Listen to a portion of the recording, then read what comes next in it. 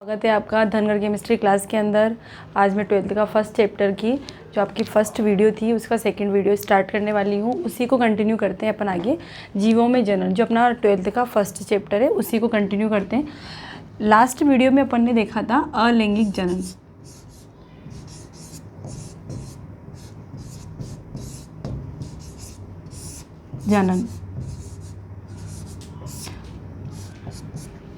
अलैंगिक जनन के बारे में अपन ने इसमें लास्ट वीडियो में थोड़ा सा रिवाइज कर लेते हैं अपन। सबसे पहले अपन ने इसमें पढ़ा था विखंडन, सेकंड पढ़ा था मुकुलन,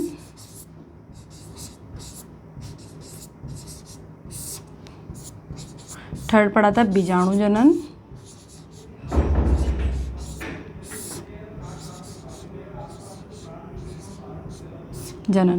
फोर्थ पढ़ा था पुनरुद्भवन,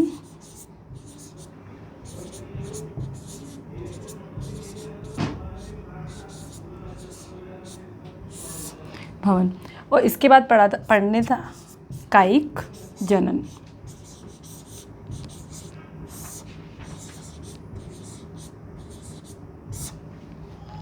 अलैंगिक जनन में विखंडन, मुकुलन, बीजाणु जनन, पुनरुद्भवन, कायिक भवन। अलैंगिक जनन आपने पढ़ा था इसके अंदर कि जो अलैंगिक जनन होता है वो उसमें एक ही पेरेंट्स की आवश्यकता होती है और उनकी बॉडी के द्वारा ही नए जीव को क्या करते हैं, रिजनरेट करते हैं, उनकी संतति को बनाते हैं और उनके वंश को आगे बढ़ाते हैं।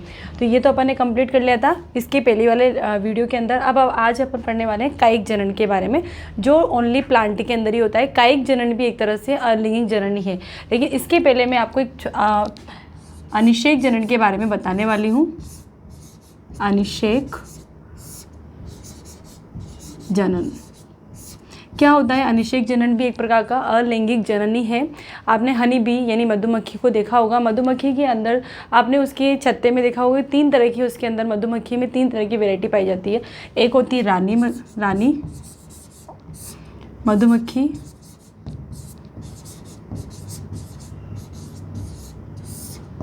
एक श्रमिक और एक होता है ड्रोन। ये तीन तरह की उसके छत्ते में देखा होगा आपने, रानी मधुमक्खी, श्रमिक और ड्रोन। तो इसमें अनिषेक जनन किस तरह से होता है, ये भी एक टाइप का अलैंगिक जनन ही है, उसी के अंदर है। तो जो रानी मधुमक्खी होती है ये इसका सिर्फ एक ही वर्क होता है रानी मधुमक्खी का। इसका होता है आगे जाकर के रिजनरेट करना, रिप्रोडक्शन करना यानी जनन करना और आगे जाकर के बच्चे पैदा करना। सीधी सिंपल सी बात है।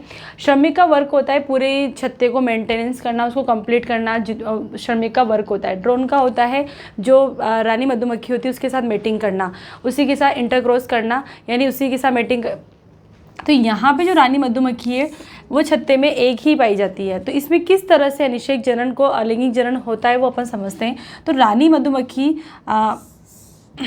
अपने छत्ते के अंदर प्रेजेंट होती है, तो उस समय ये बाहर फ्लाइट करती है। तो उस समय ड्रोन इसके पीछे पीछे क्या करते हैं, फ्लाइटिंग करते हैं, उड़ते हैं इसके साथ में।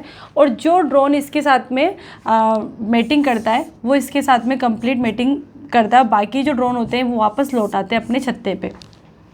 जब ये ड्रोन वापस लौट कर आते हैं तो ये ड्रोन को जो श्रमिक मधुमक्खियाँ होती है, जितनी भी श्रमिक मधुमक्खियाँ होती है वो इसको क्या नहीं करने देती, एंटर नहीं करने देती है। किनको? ड्रोन को। जितने भी ड्रोन्स होते हैं उनको किसी को भी वो एंट्री नहीं करने देती है। इस वजह से क्या होता है कि ये आसपास रहकर सब ड्रोन जो होते हैं वो छत्ते के बाहर ही रहते हैं और सारे वहाँ पे ही उसी समय क्या हो जाते हैं, ख़त्म हो जाते हैं, मर जाते हैं। तो ड्रोन की तो कहानी यहाँ पे ख़त्म हो गई। ठीक है, जितना भी काम करना है वो श्रमिक को करना है। अब आ गई बात रानी मधुमक्खी की। तो जो रानी मधुमक्खी होती है उसका वर्क होता है बच्चे पैदा करने का सबसे मेन। तो उस समय क्या होता है कि जो रानी मधुमक्खी के इंजेक्ट किए हुए जितने भी स्पर्म होते हैं, जो एक ड्रोन उससे इंजेक्ट हुआ है, उसके रानी मधुमक्खी के जितने भी ड्रोन होता है वो उसके सारे स्पर्म क्या करता है, उसके बॉडी के अंदर इंजेक्ट कर देता है, डाल देता है। अब जितने भी इसके पास एग्स होते हैं, तो जो रानी मधुमक्खी होती है उसके अंदर अब रानी मधुमक्खी अपने छत्ते में वापस लौट कर आती है। तो उस समय क्या होता है कि ये जो एक एग्स होता है और एक इसका स्पर्म होता है, एक एग और ये स्पर्म इसको क्या करता है, फर्टिलाइज करता है यानी निषेचन करता है। और इस प्रकार से इसके द्वारा बनने वाला जो होता है, इनसे भ्रूण का निर्माण होता है। भ्रूण कंप्लीट होता है। तो ये इस तरह से क्या होता है कि रानी मधुमक्खी तो अब इसका बच्चे पैदा करने का ही काम होता है, मेन वर्क तो इसका यही है रानी मधुमक्खी का। अब यहाँ पे बात करते हैं कि जो इससे जो 2n से बनते हैं, स्पर्म से बनने वाले जितने भी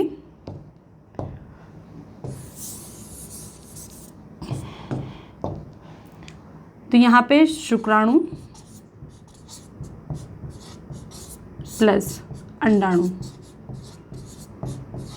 इन दोनों से बनने वाला जो बनता है वो 2n होता है, क्योंकि ये भी n और ये भी n, तो ये क्या बन गया 2n।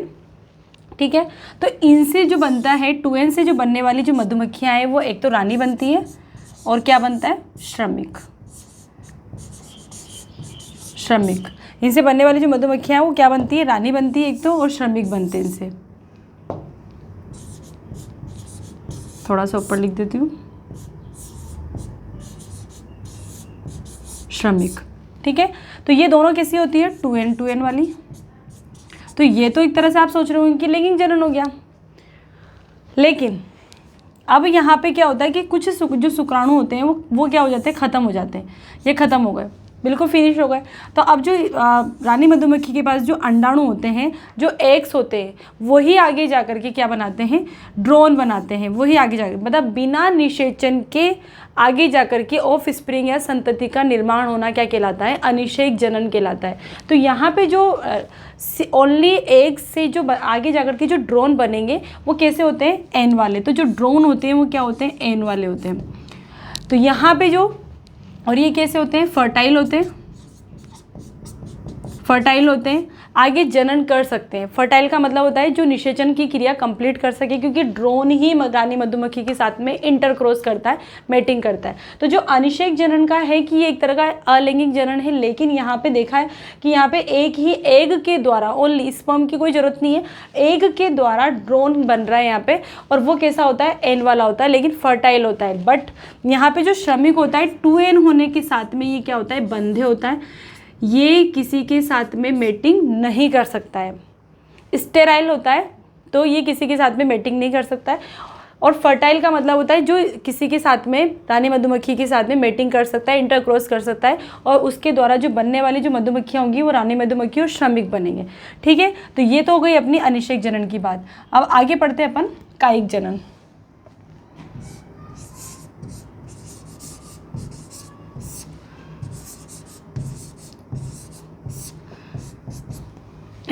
कायिक जनन भी एक प्रकार का अलैंगिक जनन ही है। आपने देखा होगा नॉर्मली जो कायिक जनन के अंदर नॉर्मली आपने अपने घरों में भी देखा होगा, आलू है, प्याज है, ये है, गार्लिक है, तो इनके अंदर आपने जब भी इनका अनुकूल परिस्थिति आती है, अनुकूल समय का मतलब ये होता है सीधा कि इनके अकॉर्डिंग जब इनको जिस सीज़न के अंदर इनको ग्रो करना होता है, यानी जो ग्रो करना होता है, जर्मिनेट होना होता है, तो उस सीज़न में ये क्या करते हैं, आपने देखा होगा कि सितंबर और अक्टूबर के महीने के अंदर आलू के अंदर छोटी छोटी सी बर्ड्स निकलना स्टार्ट हो जाती है, छोटी छोटी सी बर्ड्स निकलना आपने सबने नॉर्मली देख रखा है।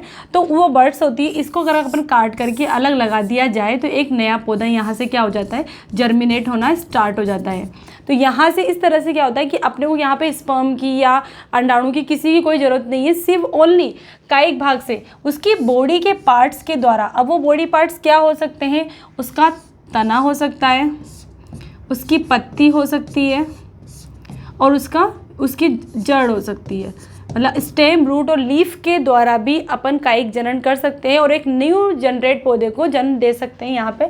तो तने के द्वारा भी कायिक जनन होता है, पत्ती के द्वारा भी होता है, और जड़ के द्वारा भी होता है। अब इसके नाम से ही पता है, काय का मतलब होता है बॉडी, बॉडी के किसी भी पार्ट के द्वारा। प्लांट के अंदर क्या होता है कि फूल जो उसका होता है वो लैंगिक पार्ट होता है, उसको छोड़कर बाकी जो पार्ट है, तना है, पत्ती और जड़ है, इनके द्वारा किसी भी पार्ट के द्वारा अपन कायिक जनन कर सकते हैं और उनके द्वारा एक न्यू प्लांट को जनरेट कर सकते हैं, नया पौधा बन सकता है। तो यहाँ जो पढ़ने वाले हैं कायिक जनन के अंदर तना, पत्ती और जड़ के द्वारा किस तरह से कायिक जनन होता है और नॉर्मली तो आप इसके बारे में पढ़ते हैं अपन आगे।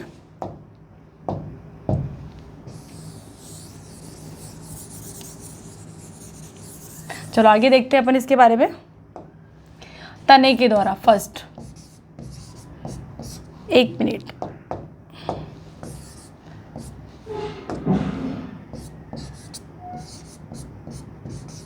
कायिक जनन के अंदर भी एक तो होता है प्राकृतिक कायिक जनन,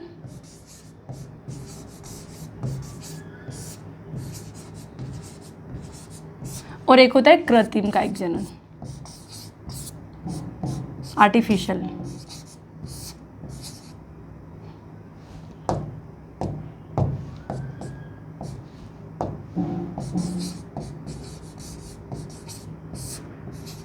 ओके, प्राकृतिक कायिक जनन का मतलब सिंपल सी बात है, नेचुरल। जो आलू है, प्याज है, इनके अंदर आपने घरों में देखा होगा प्राकृतिक कायिक जनन होता है, मतलब किसी का भी हस्तक्षेप नहीं हो, जो नेचुरल पीरियड्स के अंदर कंप्लीट होता हो, वो सब प्राकृतिक कायिक जनन कहा जाता है। और कृत्रिम के अंदर सीधी सिंपल सी बात है कि जो कृत्रिम है, मनुष्य के हस्तक्षेप के द्वारा, आपने कभी कभी गुलाब की कलम भी लगाई होगी, तो वो क्या है, मनुष्य के द्वारा बनाई हुई चीज़ें, तो उनके द्वारा मतलब मनुष्य का जिसमें हस्तक्षेप होता है, जिसके अंदर वो कृत्रिम कायिक जनन कहलाता है उसका। तो अपन आगे पढ़ने वाले हैं अब प्राकृतिक कायिक जनन। ओके,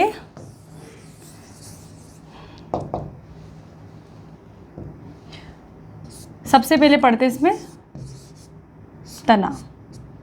अब तने से कैसे होता है, तना किस तरह से, तने के द्वारा किस तरह से होगा, आप भी सोच रहे हो कि मैम किस तरह से तने के द्वारा होगा। तो यहाँ पे जो तना है सबसे पहले पढ़ते हैं उसमें तने में भूमिगत तने के द्वारा। तना, इसमें कई सारे टाइप्स हैं, कंद, प्रकंद और शल्क कंद। तो अपन पहले देख लेते हैं कंद, प्रकंद और शल्कंद, मतलब भूमिगत तना।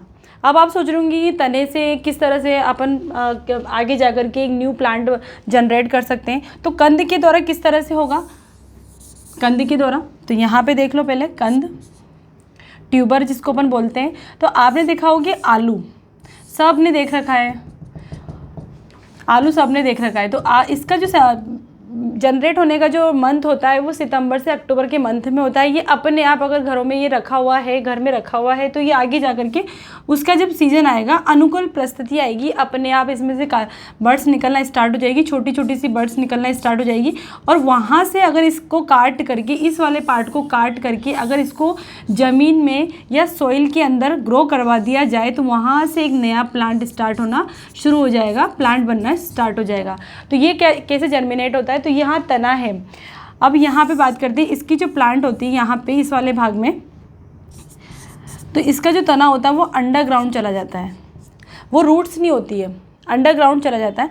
अंडरग्राउंड जाने के बाद इसकी जो टिप वाले पार्ट पे कुछ भागों को ये क्या करता है, कुछ का भोज्य पदार्थों को स्टोरेज करके, तो भोज्य पदार्थ क्या है, स्टार्च है ना, स्टार्च को क्या करता है, ये स्टोर कर लेता है। स्टार्च एक प्रकार का कार्बोहाइड्रेट है, तो ये स्टार्च को स्टोरेज करके क्या होता है, फूल जाता है, यहाँ पे ट्यूबर जैसा हो जाता है, गोल गोल हो जाता है ट्यूबर जैसा, इसी भाग को अपन खाते हैं। तो ये है तना ही है। और आपको अगर ये पता करना है कि ये तना है कि रूट है, तो आपको एक बात मैं बता देती हूँ कि तने में आपने तने के अंदर नोड्स व इंटरनोड्स को देखा होगा। नोड, पर्व, संधि, पर्व संधि देखा होगा, नोट्स निकले होते हैं। हमेशा नोट्स वाले भाग से ही लीफ निकलती है, इस वाले भाग से कभी भी लीफ नहीं निकलती है। तो जो रूट्स होती है, जो आप आलू है, यहाँ पे पोटैटो है, इसके अंदर यहाँ पे इसके अंदर छोटी छोटी सी नोट्स प्रेजेंट होती है, वहाँ से ही छोटी छोटी कलिकाएँ निकलती हैं, जिनको एक्सिलरी बर्ड्स कहा जाता है, जो छोटी छोटी बर्ड्स को कहा जाता है। तो यहाँ पे जो बर्ड्स ही आगे जा करके एक न्यू प्लांट को जनरेट करती है, एक नया प्लांट बनता है आलू का। तो ये इस तरह से, तो आपको पता करना है कि ये रूट है कि तना है, तो इंटरनोड्स और नोट्स प्रेजेंट होती है इनके अंदर, बट रूट के अंदर नोट्स और इंटरनोड्स प्रेजेंट नहीं होती है, इसलिए में लीफ वगैरह कभी नहीं निकलती है। ओके, तो ये क्या है, एक तना है। तो ये हो गई अपने कंद की बात। इसके अंदर सबसे अच्छा उदाहरण अपने पास है आलू। ठीक है, अब अपन आगे बात करते हैं।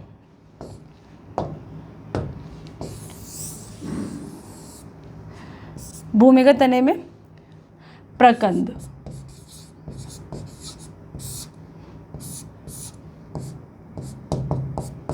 ओके।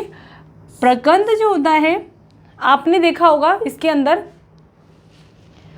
राइजोम, जिसको अपन इंग्लिश में बोलते हैं।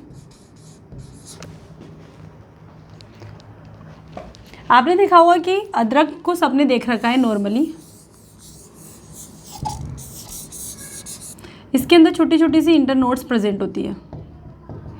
आपने अदरक घरों में सबने यूज़ कर रखा है। प्रकंद, इनकी नोट्स से छोटी छोटी सी बर्ड्स निकलना स्टार्ट हो जाती है और यहाँ पे इनके नीचे इस तरह से हेयर लाइक स्ट्रक्चर के रूप में अपस्थानिक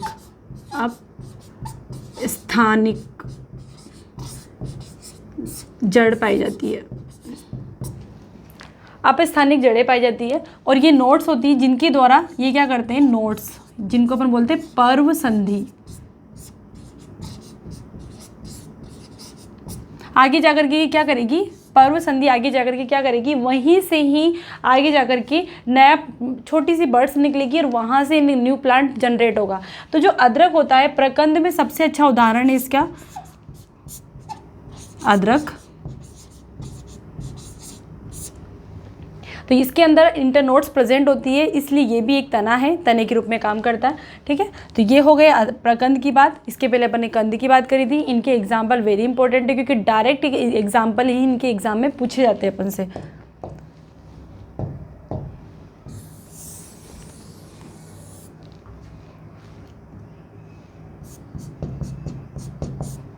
शल्क, कंद। अपन अभी किस में पढ़ रहे हैं, भूमिगत तने में, अंडरग्राउंड है सब, है ना। इनकी जो आपने देखा होगा शल्कंद के अंदर सबसे अच्छा उदाहरण है प्याज और लहसुन। सबने देख रखा है, एनीवन। आपने देखा होगा कि प्याज के नीचे बल्ब जैसी स्ट्रक्चर होती है इसकी, और यहाँ पे हेयर लाइक स्ट्रक्चर होती है और इसके शल्क निकले हुए होते हैं। शल्क होते हैं इसके अंदर, लेयर्स होती है, तो इनको बोलते हैं शल्क, लेयर्स को। और यहाँ सबसे नीचे की ओर होती है जिनको बोलते हैं अपस्थानिक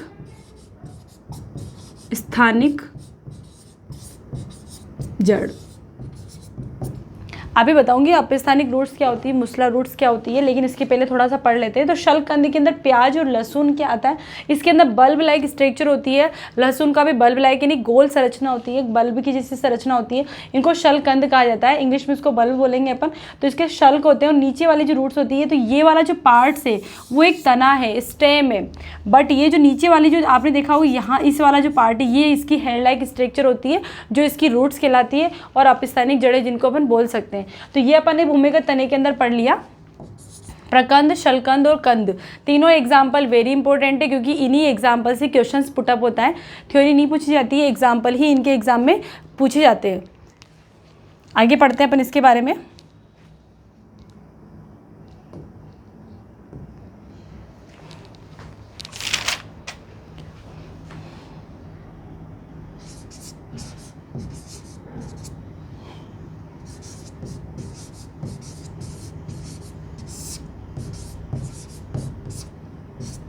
अर्धवायवीय तना, इसके पहले अपन ने पढ़ा है भूमिगत तना, अभी सेकंड पढ़ रहे हैं अपन अर्धवायवीय तना। तो अर्धवायवीय तना का मतलब क्या होता है, सीधा सिंपल है। तो इसमें से पहला है अपने पास भूस्तारिका, इसको अपन बोलते हैं इंग्लिश में ऑफसेट, भूस्तारिका। अब ये किसके अंदर पाई जाती है, सबसे पहली बात तो ये जल वाले पौधे। अब इसका नाम से ही ऑफसेट मतलब अपसेट है, बिल्कुल हाँ। ये जो ग्रो करती है, जहाँ पे ये ग्रो करती है, इसका सबसे अच्छा उदाहरण है जलकुंभी।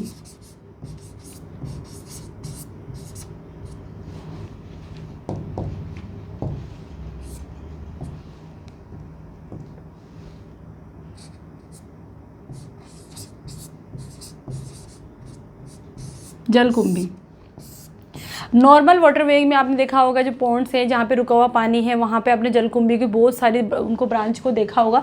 तो ये जो जलकुंभी होती है, हालांकि हम जो जितने भी जो वाटर बॉडीज़ हैं वहाँ पे उनके लिए हानिकारक होती है, क्योंकि जो वहाँ पे जो जितने भी जलीय जीव होते हैं, एक्वाटिक एनिमल्स होते हैं, छोटे छोटे से जो फिश वगैरह होती है, उनके लिए वो हानिकारक होती है। तो ये पानी को ऊपर तक, जलकुंभी के अंदर सबसे पहले क्या है कि यहाँ पर जो होता है पानी के अंदर, जैसे ये तालाब एक, तो यहाँ पर ये ग्रो करती है और इसकी जो रूट्स होती है वो नीचे तक जाती है, ठीक है। इसका जो स्टेम है वो यहाँ से मोटा होता है, थोड़ा सा मोटा होता है, और यहाँ से फिर आगे जाकर के फिर वापस ग्रो करना स्टार्ट करती है। इस तरह से क्या होता है कि पूरी वाटर बॉडीज़ में क्या होती है, फैल जाती है इस तरह से। इसका जो ये स्टेम है, ये जो तना है, वही आगे जाकर के ग्रो करता है, क्योंकि अपन भूस्तारिका के अंदर अर्धवायवीय तनों के अंदर पड़ रहे हैं, उनके जल वाले पौधों के अंदर पाए जाते हैं, जितने भी जलीय पौधे हैं। तो यहाँ पे इसका जो स्टेम होता है मोटा होता है हालांकि, और यहाँ से ये ग्रो करता है, और स्टेम के द्वारा ही नेक्स्ट नए छोटे से प्लांट का जनरेट होता है। तो इस तरह से इसकी पूरी वाटर बॉडीज़ में फैल जाती है। और इसी वजह से क्या होता है कि आपको छोटा सा मैं यहाँ बता देती हूँ, जलकुंभी एक तरह से क्या होता है कि ना, सनलाइट होती है उसको नीचे तक नहीं आने देती, क्योंकि पूरी वाटर बॉडीज़ में फैल जाती है। इस वजह से जितने भी फिश वगैरह होती है वो उनकी डेथ हो जाती है। इस वजह से वहाँ का जो पानी है वो थोड़े समय बाद क्या होता है, स्मेल आना, सड़ना स्टार्ट हो जाता है, और इस वजह से वहाँ की जो फिश वगैरह होती है उनकी मृत्यु भी मरना स्टार्ट हो जाती है।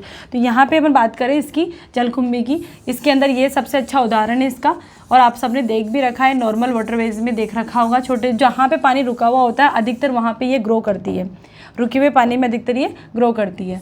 इसका सेकंड है अंतः भूस्तारिक। इसके अंदर ये कैसे ग्रो करता है, आपने देखा होगा, इसका सबसे अच्छा उदाहरण है अपने पास पुदीना। पुदीना सबने देख रखा है, ये स्थल पे होती है और ये जलकुंभी है, जल के अंदर है। पुदीना जो होता है इसकी ग्रो करता रहता है, इसकी स्टेम, इसकी जो स्टेम होती है यहाँ पे, जो पुदीना के अंदर जो स्टेम होती है, यहाँ पे नीचे जाने के बाद अंडरग्राउंड चली जाती है स्टेम, और फिर वहाँ से पूरी वापस सोइल पे आती है, वापस ऊपर क्यों निकलती, फिर वहाँ से इसकी वापस स्टेम निकलना स्टार्ट हो जाती है। मतलब इस तरह से ग्रो करता है, ये पूरा नीचे जाता है, उसके बाद वापस निकलना स्टार्ट हो जाती है, यहाँ पे पूरा अंडरग्राउंड जाके स्टेम फिर वापस निकलती है। तो इस तरह से इसमें तो ये होता है भूस्तारिक, मतलब पूरा भूमि के अंदर नीचे चला जाता है इसका स्टेम। तो ये इस पौधे के अंदर इस तरह से ग्रो करता है, और इस तरह से कायिक जनन करता है इसके अंदर। अब हम बात करते हैं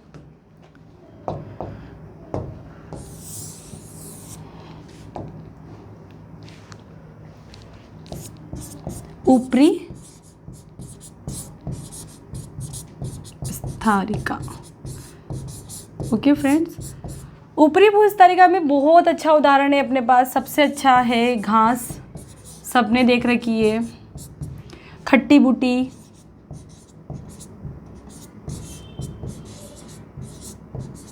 खट्टी बूटी भी सबने देख रखी है। जो घास होती है सबने देख रखी है, बहुत बारीक बारीक सी होती है, ये इस तरह से ग्रो करती है, यहाँ पे हेयर लाइक स्ट्रक्चर के रूप में होती है इनकी ग्रासेस।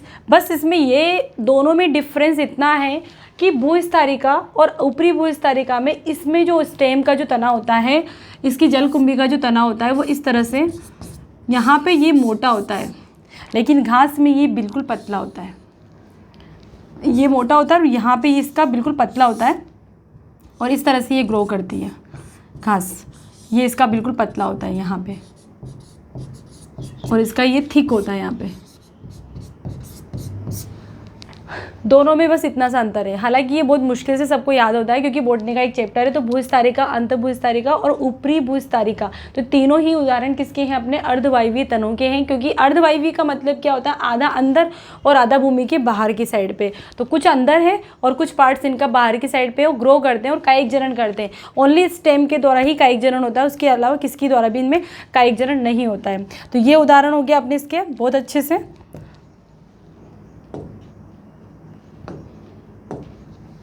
अब हम बात करते हैं वायवीय तना, एरियल।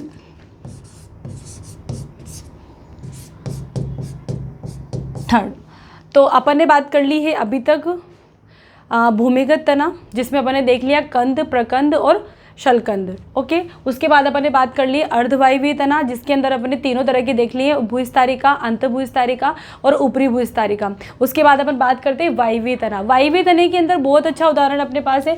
आपको इनके एग्जाम्पल पे सबसे ज़्यादा फोकस करना है, क्योंकि एग्जाम में इनके एग्जाम्पल ही पूछे जाते हैं, डायरेक्ट पूछे जाते हैं। आपने सबने गन्ना देख रखा है, और गन्ने में आपने इस तरह से देखा होगा कि इस तरह से इंटर नोड्स होते हैं, इनके नोड्स होते हैं। नोड का मतलब पर्व संधि। सभी ब्रांच के अंदर आपने पर्व संधि को देखा होगा। मैं आपको यहाँ छोटा सा बता देती हूँ कि ब्रांच के अंदर जहाँ पे ये नोट्स प्रेजेंट होती है वहीं से ही लीफ निकलना स्टार्ट होती है। नोट्स वाले भाग में, इस वाले भाग से, इंटर नोड वाले भाग से कभी भी लीफ निकलना स्टार्ट नहीं होती है। कभी भी यहाँ से लीफ नहीं निकलेगी इस वाले पार्ट से, हमेशा लीफ कहाँ से निकलेगी, इस वाले पार्ट से, इसके नोड वाले पार्ट से। तो जो गन्ना होता है उसमें भी क्या होता है कि ये नोड्स होते हैं, नोड, तो नोड से ही क्या निकलती है, लीफ निकलेगी। और जो भी यहाँ से, तो इनमें हेड लाइक स्ट्रक्चर में अपस्थानिक जड़ें पाई जाती है, प्रेजेंट होती है अपस्थानिक। तो ये जो अपस्थानिक जड़ें होती है वो यहाँ से अगर इसको काट करके इसको ग्रो करवा दिया जाए तो नया गन्ना या नया पौधा, प्लांट तैयार हो जाता है गन्ने का। तो यहाँ ये भी एक तरह से गन्ने का जो बहुत अच्छा उदाहरण है इसका, वायवीय तने में, तने के द्वारा भी अपन नेक्स्ट पौधा तैयार कर सकते हैं अच्छे से। तो यहाँ पे जो ये अपस्थानिक जड़ें होती है वही क्या करती है, आगे जाकर ग्रो करती है, और इस वाले भाग से ही होता है, तो नोड वाले भाग से ही होता है। ये आपको सबको ध्यान रखना है। तो इसका जो अच्छा उदाहरण है वो है गन्ना, सबने देख रखा है। तो ये हो गया वायवीय तने की बात। अब अपन बात करते हैं एक पत्र पर कलिकाएं।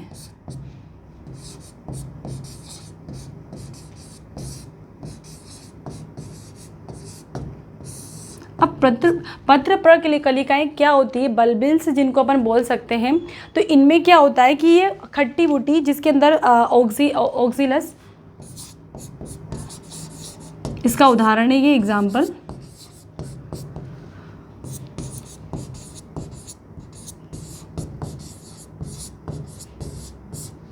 इसके अंदर क्या होता है कि छोटी छोटी सी बल्ब्स निकलना स्टार्ट हो जाती है उसके प्लांट्स के अंदर।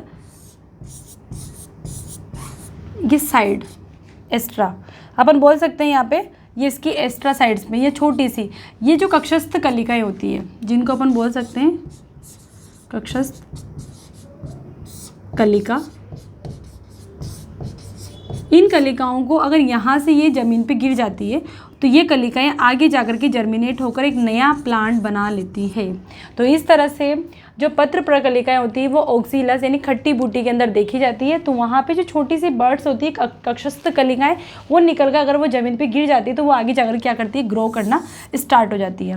तो ये तो बात हो गई अपने वायवीय तनों की बात, भूमिगत, अर्धवायवीय और वायवीय तने। अब अपन बात करते हैं अपन इसके बाद होती है अपने लीफ की। तो तने की तो बात खत्म हो गई अपने आगे। अपन बात करते हैं पत्ती के द्वारा किस तरह से जनन की क्रिया होती है। तो पत्ती में किस तरह से होता है, इसका बहुत अच्छा उदाहरण है अपने पास, सबसे अच्छा उदाहरण है इसका ब्रायोफिल्लम।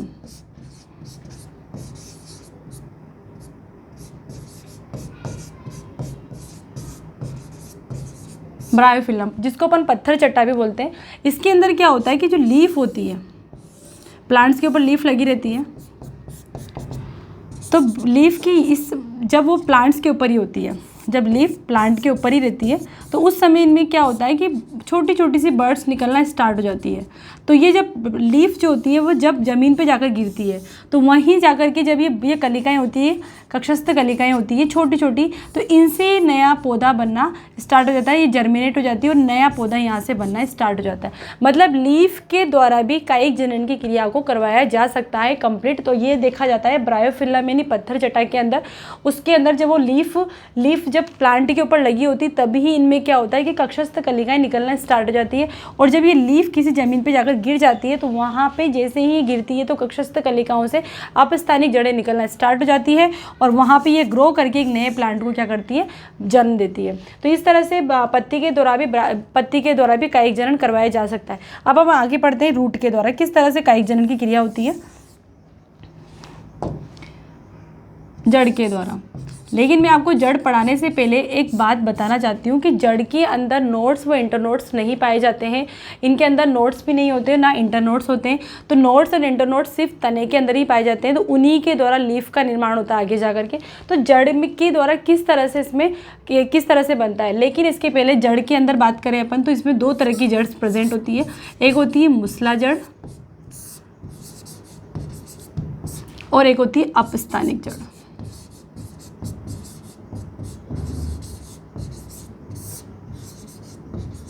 ओके फ्रेंड, तो अब इसको पहले इसको ध्यान से समझो। आपने सब तरह के रूट्स को देखा होगा। जो मूसला जड़ होती है उसके कुछ उदाहरण से अपने पास मूली है, गाजर है, शलजम है और कैरोट है, ठीक है। तो इसके अंदर जो मूसला जड़ होती है उसके अंदर ये मेन रूट्स होती है, मेन रूट, और उसके बाद उससे एक्स्ट्रा जड़्स निकलना स्टार्ट होती है, सेकेंडरी रूट्स जिसको अपन बोलते हैं। मतलब मेन जो रूट होती है वो मोटी होती है, और इसके अलावा जो ये होती है साइड वाली होती है वो सेकेंडरी रूट्स होती है। ये प्राइमरी रूट्स अपन बोल सकते हैं इसको, प्राइमरी, और ये होती है इसकी सेकेंडरी, ये सेकेंडरी रूट्स होती है। तो यहाँ जो मूसला जड़ होती है उसमें कभी भी जर्मिनेट नहीं होती है। जो मूसला जड़ होती है वो कभी भी कायिक जनन नहीं करती है। उदाहरण के रूप में अपन देख सकते हैं शलजम है, मूली है, गाजर है, ये कभी भी जर्मिनेट नहीं करती है। इनका कोई भी पार्ट आगे जाकर के न्यू प्लांट्स को जन्म नहीं देता है। बट अब अगर अपन बात करें इसकी अपस्थानिक जड़ों की बात करें, तो अपस्थानिक जड़ों में आपने देखा होगा कि अपस्थानिक जड़ जो होती है वो बहुत सारी होती है, संख्या में भी बहुत सारी होती है। और इसका मैं बहुत अच्छा उदाहरण दूँ तो मक्का है, गेहूँ है, ज्वार है, बाजरा है, जो एक बीजपत्री जो प्लांट्स होते हैं उनके अंदर क्या होती है, अपस्थानिक जड़ें पाई जाती है। जितने भी जो मोनोकोट्स होते हैं उनके अंदर अपस्थानिक जड़ें पाई जाती है। तो ये साइज़ में भी एक जैसी होती है। पहले तो इनके देखने का तरीका यही है कि इनकी साइज़ में भी एक जैसी होती है, पूरी मोटी कोई पतली नहीं होगी, सब एक जैसी रहती है। तो यहाँ पे इनको ये आगे जाकर के क्या करती है, इनमें कुछ भोज्य पदार्थों का इकट्ठा हो जाता है।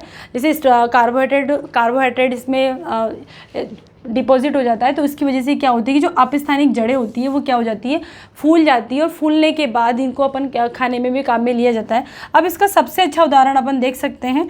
तो इसका उदाहरण है अपने पास, अपस्थानिक जड़ का उदाहरण है अपने पास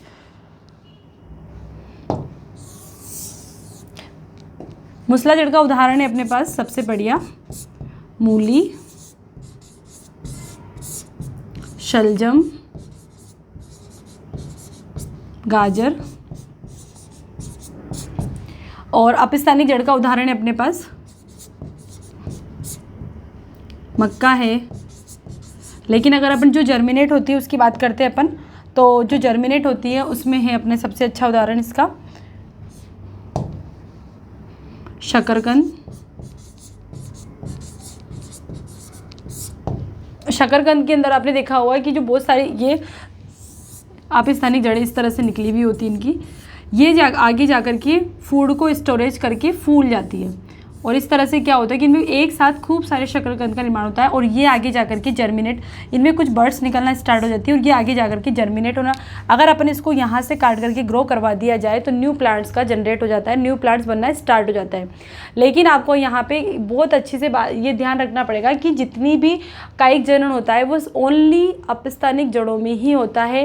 टेप रूट यानी मूसला जड़ों के अंदर कभी भी कायिक जनन नहीं होगा। जैसे मूली है, शलजम है, गाजर है, इनको अपन खाने में काम में लेते हैं, इनके किसी भी पार्ट्स के द्वारा अपन जनरेट नहीं करवा सकते, कायिक जनन नहीं करवा सकते हैं।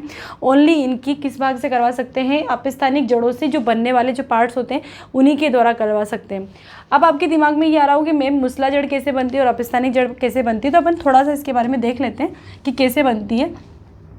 आपने सीड्स को देखा होगा, उसके दो पार्ट्स होते हैं। एक भाग होता है इसका प्रांकुर और एक होता है मूलांकुर।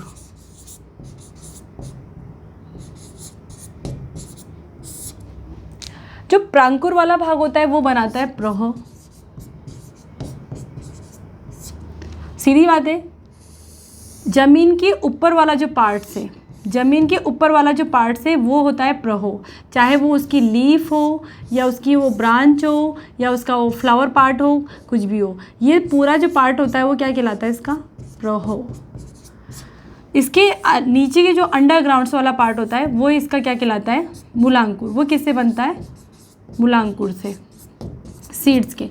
तो जो प्रांकुर से बनने वाला पार्ट है वो है प्रहो, और प्रहो से बनता है, इसके अंदर क्या आ जाएगा अपना, इसके अंदर आ जाएगी पत्ती, तना और उसकी शाखा, ठीक है। लेकिन जो मूलांकुर से बनने वाला जो पार्ट है वो मूल बनती है। तो वो कौन सी वाली मूल बनती है, मूसला जड़, जिसको अपन टेप रूट के नाम से भी जानते हैं, टेप रूट। तो ये तो हो गई टेप रूट की बात। लेकिन अब अपस्थानिक जड़ का क्या, तो उसको पढ़ते हैं। अपस्थानिक जड़ कब बनेगी, ये तो हो गई टेप। अपस्थानिक इस वाले पार्ट्स को छोड़कर मूलांकुर वाले पार्ट को, यानी ये वाले पार्ट को छोड़कर मूलांकुर वाले पार्ट से सिर्फ मूसला जड़ का निर्माण होता है। मूलांकुर वाले पार्ट को छोड़कर बाकी उसके किसी भी भाग से अगर हेयर लाइक स्ट्रक्चर रूप में निकले तो वो क्या कहलाती है, वो उसका तना भी हो सकता है, पत्ती भी हो सकती है, उसकी शाखा भी हो सकता है। अब इसका बहुत अच्छा उदाहरण है बरगद। देखा होगा बरगद में आपने शाखाओं के ऊपर बहुत सारी जड़ें लटकी हुई देखी होगी, वो ओनली अपस्थानिक जड़ का एक बहुत अच्छा उदाहरण है। बहुत सारे, तो यहाँ पे जो उनसे निकलने वाली जो रूट्स होती है वो क्या कहलाती है, अपस्थानिक जड़ कहलाती है। कभी भी अपस्थानिक जड़ मूलांकुर से कभी नहीं निकलेगी, ये आपका मेन पॉइंट है, इसको ध्यान में रखना है आपको हमेशा। मूलांकुर से सिर्फ टेप रूट का निर्माण होता है, जो कि मोनोकोट का एक सबसे अच्छा उदाहरण है, सबसे अच्छा इनका कैरेक्टर है ये, कि मूलांकुर से मूल का टेप रूट का निर्माण होता है, जो उनका मेन कैरेक्टर है मोनोकोट का। और डाइकोट का मेन कैरेक्टर है अपस्थानिक जड़ का पाया जाना। और अपस्थानिक जड़ें जो होती है वो हमेशा क्या होती है, एक जैसी होती है। आपने गन्ना देखा होगा, उसके अंदर इस तरह से लगी हुई होती है, गन्ना भी मोनोकोट है, एक बीजपत्री प्लांट है। मक्का देखा होगा, उसके अंदर भी इस तरह से एक जैसी होती है, साइज़ में भी एक जैसी होती है। और टेप रूट जो होती है वो साइज़ में एक जैसी नहीं होती है। मेन जो रूट होती है वो मोटी होती है, उनके द्वारा सेकेंडरी रूट निकलना स्टार्ट होती है। तो ये तो हो गई अपने कायिक जनन की बात, और अपन ने इस पूरे चैप्टर के अंदर सारे टॉपिक्स को अपन ने कंप्लीट कर लिया है। स्टार्टिंग से अपन ने जीवोमय जनन में अलैंगिक जनन के अंदर अपन कायिक जनन आज पढ़ने वाले थे, तो कायिक जनन के अंदर अपन ने सब कुछ अनिषेक जनन देखा। और उसके बाद अपन बात कर रहे हैं कायिक जनन के अंदर तने के द्वारा किस तरह से होता है। तो भूमिगत तने में प्रकंद, शलकंद और कंद के द्वारा किस तरह से होता है। उसके बाद भूमिगत तने के बाद अपन ने देखा अर्धवायवीय तने के अंदर भूस्थारिका, इसमें जलकुंभी को देखा, अंत भूस्थारिका जिसमें पौधीना, और ऊपरी भूस्थारिका जिसमें घास और खट्टी बूटी को। इसके अलावा फिर अपन ने देखा इसके अंदर वायवीय तना, जो हवा के अंदर होता है। वायवीय का मतलब होता है जो एयर में पूरी तरह से कंप्लीट है वो, तो गन्ना सबसे अच्छा उदाहरण। और पत्र प्रकलिकाओं में ओक्जिलस, जो खट्टी बूटी होती है उसके अंदर होता है। ये तो हो गई अपने इनकी बात। अब अपन पत्ती की बात कर लेते हैं। पत्ती के अंदर सबसे अच्छा उदाहरण ब्रायोफिल्लम, जिसके अंदर अपन ने पत्ती के द्वारा किस तरह से वो जर्मिनेट करती है और आगे जाकर के न्यू प्लांट को जनरेट करती है। जड़ के द्वारा किस तरह से होता है, जड़ के अंदर अपने दो तरह के देखा, शकरकंद। एनसीईआरटी की जो बुक्स है उसके अंदर अपने जड़ के बारे में इतना कुछ नहीं दिया हुआ है, तो जितना दिया हुआ है बस वो सफिशिएंट है आपके लिए। तो सबसे मेन है आपका तना। Okay, thank you.